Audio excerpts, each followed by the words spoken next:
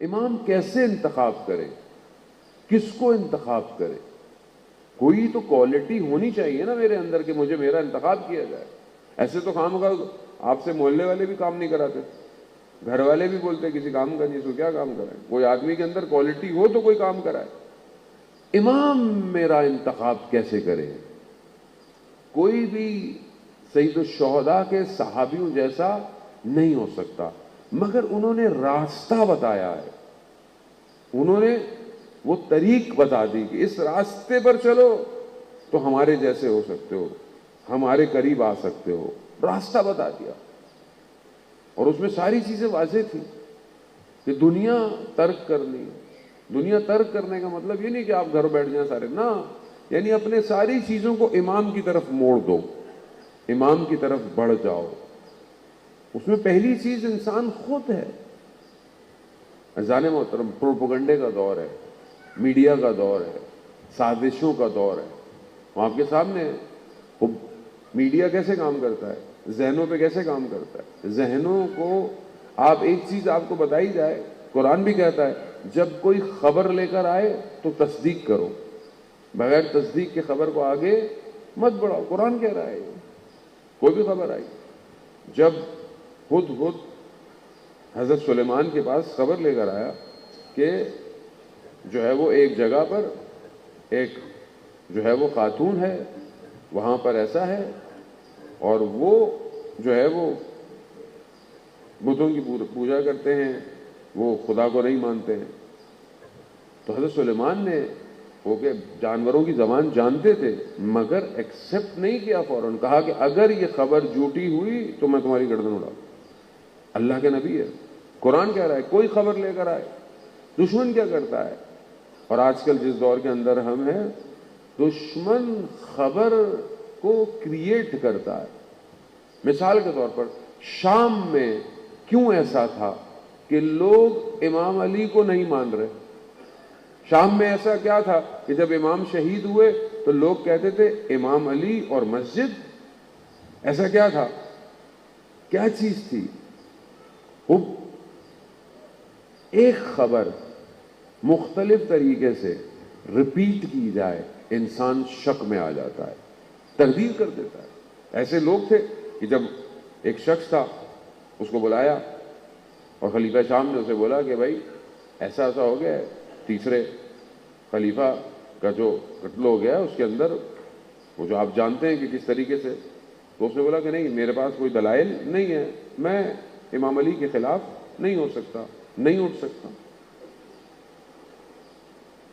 System کیا کیا کہ جس راستے سے واپس جا رہا تھا 50 لوگوں کو خریدا کہ ایک ہی خبر کو مختلف طریقے سے اس سے بات کرو.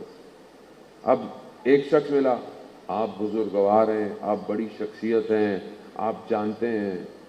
اس نے بولا اچھا. اس نے بولا آپ کے سامنے دیکھیں کیا ہو گیا ہے, کیا کرنا چاہیے. ایک, دوسرا, تیسرا, چوتھا, پانچواں.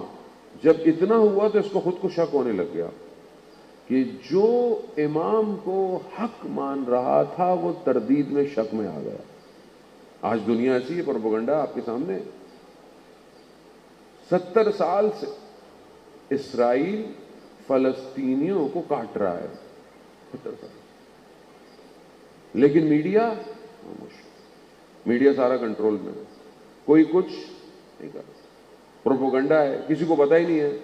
لیکن یہ جو ابھی واقعہ ہوا 2 سال پہلے, یہ جو طوفان الاقصی ہوا اور حماس نے جو کام کیا, اس کے بعد سے کچھ بڑے بڑے میڈیا تھے جنہوں نے بولا کہ اب ہم سینسر نہیں کریں گے, اور انہوں نے خبروں کو دکھایا, جس کی وجہ سے آج آپ دیکھیں پوری دنیا کے اندر سب سے زیادہ پروٹیسٹ فلسطین کے لیے.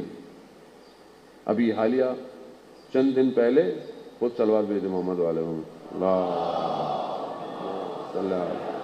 محمد. ابھی چند دن پہلے انگلستان میں, لندن میں کانسرٹ ہے, میوزک ہے, سنگر ہے, مگر انسان ہے. اس نے کہا کہ ہم فلسطین کے کاز پر خاموش نہیں بیٹھ سکتے, ہم اس جینوسائیڈ پر صبر, ظلم کو برداشت نہیں کر سکتے. اتنی عوام اس کے سامنے کھڑی ہوئی ہے, کوئی تعلق نہیں ہے, وہ دیندار نہیں ہے, کسی مذہب کا نہیں ہے، مگر انسانیت بیدار ہو چکی ہے۔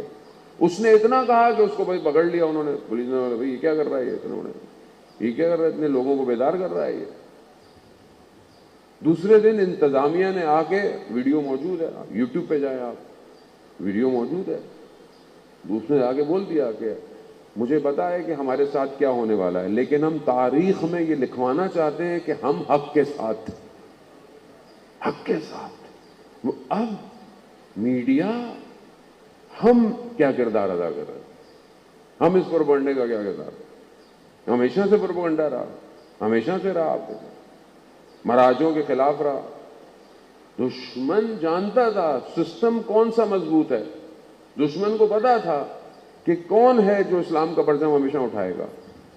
تو کیا کیا، باہر سے بھی اٹیک کرو، اندر سے بھی اٹیک کرو، ساری طرف سے پابندی لگا دو، ہر چیز کاٹ دو، تفرقہ ایجاد کر دو۔ عرب کے لوگوں کو سب کو بولا کہ خوب یہ جو انقلاب ہے یہ دشمن ہے تم لوگوں کا، سب کے کان بڑھ دیے، بار بار تکرار تکرار تکرار تکرار تکرار، خوب دیگر۔ جب انسان کو دنیا چاہیے ہوتی ہے تو اس کو اس طرح کا خوف ہوتا ہے، یہاں تک کہ سب کو بتا دیا کہ یہ امام مہدی کا انتظار کر رہے ہیں، وہ آئیں گے تو سب ختم ہو جائے گا۔ جبکہ امام آئیں گے تو کیا نجات دیں گے انسانیت کو، لیکن سب کو یہ کر دیا آج ہمارے اپنے دنیا میں۔ اور پھر ہمارے اپنے لوگوں کے اندر پروپیگنڈا کیا،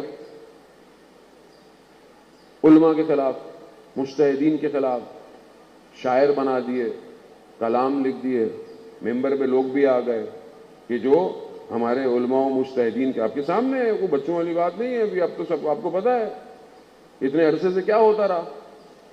جب کوئی ہمارے جیسے طالب علم آگے کوئی بات کہتا تھا تو لوگوں کو بری لگ جاتی تھی۔ مگر اگر ابھی بھی آپ کو لگتا ہے کہ یہ حق نہیں ہے تو پھر کہاں ہے حق؟ پھر کون ہے حق؟